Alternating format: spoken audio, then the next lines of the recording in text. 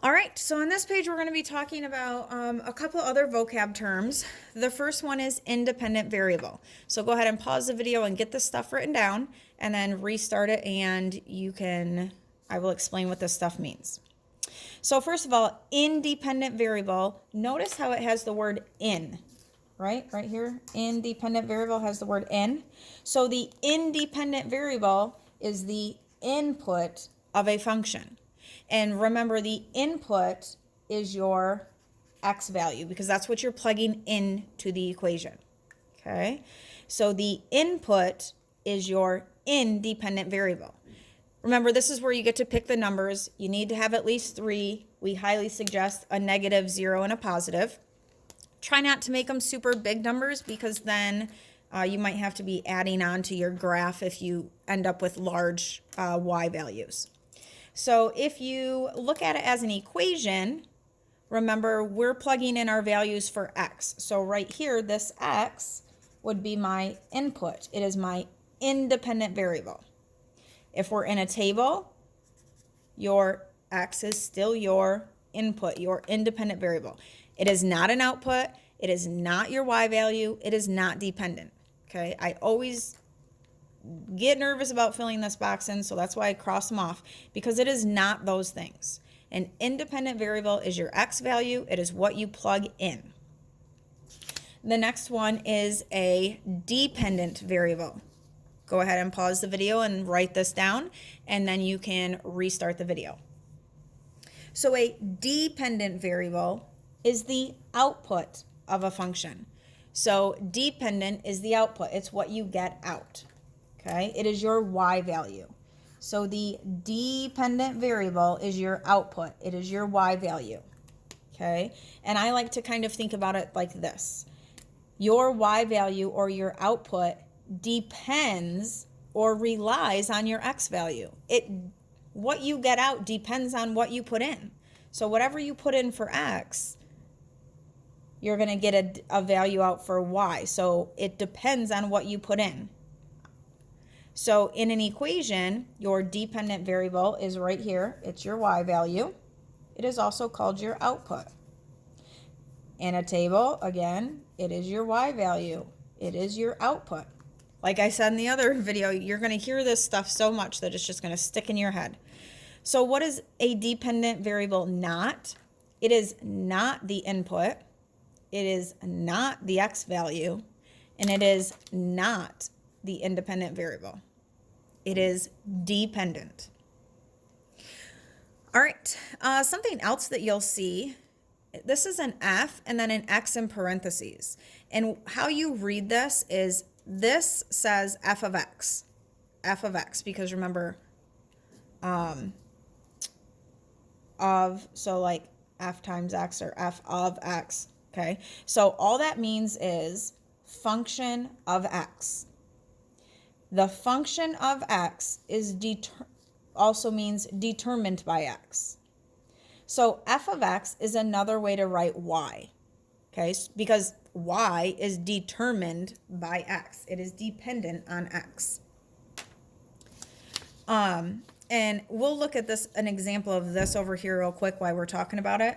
So you might have a question that says, find f of negative 3 for f of x equals 4x minus 3. And this simply means to plug in negative 3 for x. So plug in for x, meaning my function of x. If I plug this number in for x, what do I get out? So f of x I can replace with y. And then I'm plugging in a negative 3. So this is going to say, instead of 4 times x, it's going to say 4 times negative 3 minus 3. And remember, you always have to do order of operations. So we have to multiply before I can do this minus 3. So 4 times negative 3 is going to give me a negative 12. Now I have a negative 12 and a negative 3. They're both negatives, so same signs, add and keep. That means add them together and keep the negative sign. So now we're saying that y is negative 15. So the function negative 3 is equal to negative 15.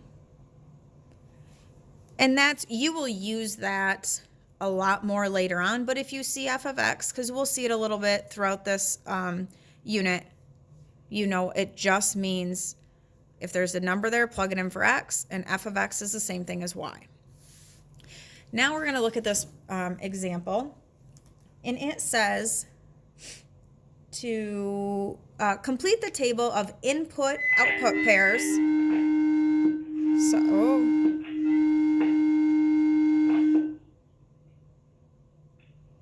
Sorry about that. Not sure what happened.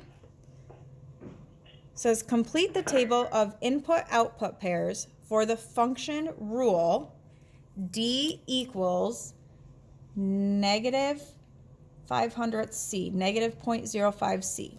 And then it says that D represents the deposit in dollars and C represents the number of containers. And you can see that right here. Your input is C, number of containers. Your output is D, dollars.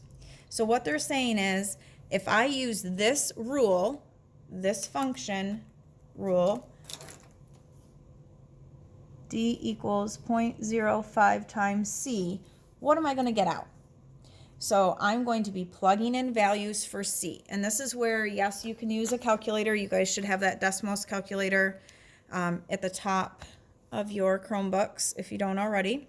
So I'm going to, the first I want to plug in a 6. So the first one is going to say D equals 0.05 times 6. And it's really important that you keep that decimal point 0.05. And I get out 3/10 or 0.3. And I'm going to do the exact same thing, but this time I'm going to use a 12. So 0.05 times 12. And that gave me 6/10. And then I'm going to do the same thing, but this time I'm going to use a 24. And that gave me 1 2/10. So that's just another way to fill in, another example of an input-output table. Or you could think of this as X and Y. I put this in, I got this out.